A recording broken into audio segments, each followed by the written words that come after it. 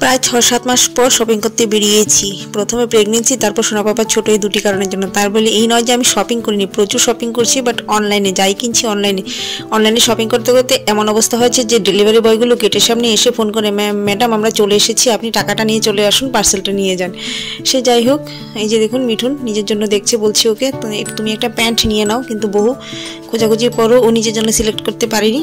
আর তারপর চলে এসেছিলো সোনা পাপার জন্য শপিং করতে।